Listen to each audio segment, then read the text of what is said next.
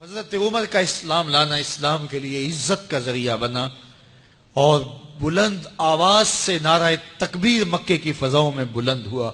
40 مسلمان جب ہو گئے تو پھر میرے رب نے کہا یا ایھا النبی حسبک اللہ، اے نبی تمہارے لیے اللہ کافی ہے، ومن اتبعک من المؤمنین، اور تمہارے لیے اہل ایمان کافی ہیں۔ حضور علیہ السلام کے حوالے سے ان کی حساسیت اور ان کا جوش و جذبہ اور ان کی غیرت ایمانی دیدنی تھی۔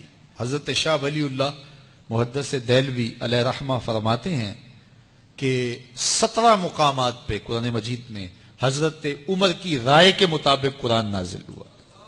یہ اللہ نے حضرت عمر کو شان عطا فرمائی۔ اور پھر جب حضور علیہ السلام کے وصال کے بعد حضرت عمر سیدنا صدیق اکبر کے وصال کے بعد بھی تخت خلافت پہ بیٹھے، 22,55,000 مربع میل پہ آپ کی حکومت کی حدود پھیل گئی، اور حضرت عمر کی حکومت صرف انسانوں پر نہیں تھی، عمر کی حکومت پانیوں پر بھی تھی، عمر کی حکومت آگ پر بھی تھی، عمر کی حکومت ہواؤں پر بھی تھی، اور عمر کی حکومت دھرتی پر مٹی پر بھی تھی۔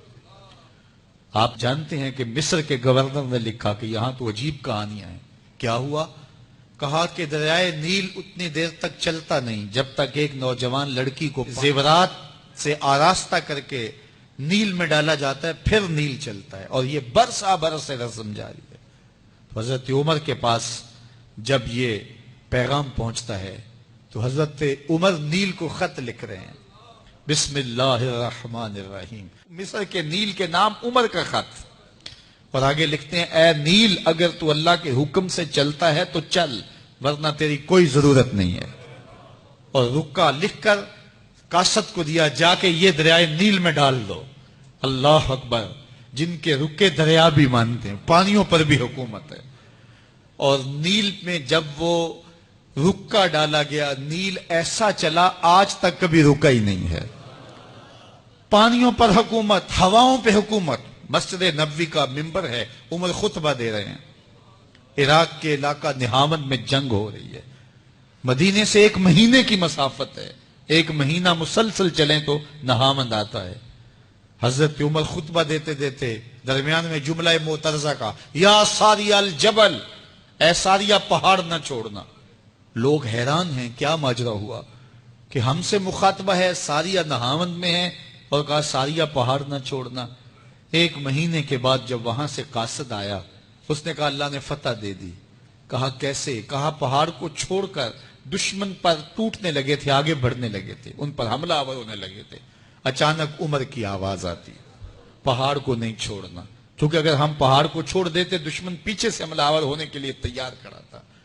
تو کہا بس ہم پہاڑ کو اپنی پشت پہ پھیر رکھا، اور اللہ نے اسی دن ہمیں فتح عطا کر دی۔ ہوائیں بھی ان کا پیغام پہنچاتی ہیں، پانی بھی ان کا حکم مانتے ہیں۔ اس زمانے میں فائر بریگیڈ سسٹم نہیں تھا، لیکن ایک آگ بڑھتی آ رہی ہے شہر کی طرف، لوگوں نے حضرت عمر کو بتایا، امیر المومنین آگ پھیلتی آگے بڑھتی چلی آ رہی ہے اور شہر کو اپنے قابو میں لینے والی ہے۔ عمر اپنی چادر اتارتے ہیں اور حضرت تمیم داری کو دیتے ہیں، کہا یہ چادر لے جاؤ اور ایسے ایسے کرو، آگ پیچھے بھاگتی چلی جائے گی۔ تو چادر ہلاتے جاتے ہیں حضرت تمیم داری، اور آگ پیچھے بھاگتی چلی جاتی۔ مٹی بھی حکم مانتی ہے۔ ایک لونڈی کھڑی رو رہی ہے راستے میں، کہا تجھے کیا ہوا؟ کہا ٹھوکر لگی، میرا تیل زمین میں بہہ گیا، میری مالکہ بڑی سخت ہے، وہ مجھے کہے گی تم نے یہ کیا کیا۔ عمر درہ زمین پہ مارتے ہیں، پھر الارض الم عادل علیک، زمین عمر نے تیری چھاتی پہ عدل نہیں کیا؟ تو عمر کے ہوتے ہوئے اس کا تیل پی جائے؟ زمین تیل باہر نکال دیتی ہیں، فرماتے ہیں ڈال لے اپنے برتن میں۔ تو یہ عمر کے ان کا حکم مٹی بھی مانتی ہے، ان کا حکم ہوائیں بھی مانتی ہیں، دریا بھی مانتے ہیں، ان کا حکم پانی اور آگ بھی مانتی ہے۔ وہ عمر، میرے حضور فرماتے ہیں ان الشیطان یفر من ذل عمر، میرا عمر وہ ہے جس کے سائے کو دیکھ کے شیطان بھی بھاگ جاتا ہے۔ حضرت عمر رضی اللہ تعالیٰ عنہ نے ایک بہترین نظم و نسق دیا اور امور سلطنت کو اس انداز سے منظم کیا۔ ایک غیر مسلم مفکر کہتا ہے اگر اس امت کو ایک اور عمر مل جاتا پوری دنیا پہ حکومت مسلمانوں کی ہوتی۔ ایک دن مسجد نبوی سے باہر حضور تشریف لا رہے تھے، دائیں ہاتھ میں حضرت ابو بکر کا ہاتھ تھا، بائیں میں حضرت عمر کا ہاتھ تھا، ایسے باہر کی جانب آ رہے تھے۔ دروازے سے کوئی بندہ داخل ہوا تو اس کو دیکھ کے حضور نے فرمایا ہا کازا نبعث یوم القیامہ، قیامت کے دن جب قبروں سے اٹھائے جائیں گے ہم ایسے ہی اٹھیں گے، میرے دائیں ہاتھ میں ابو بکر کا ہاتھ ہوگا، بائیں میں عمر کا ہاتھ ہوگا۔ اللہ اکبر۔ یہ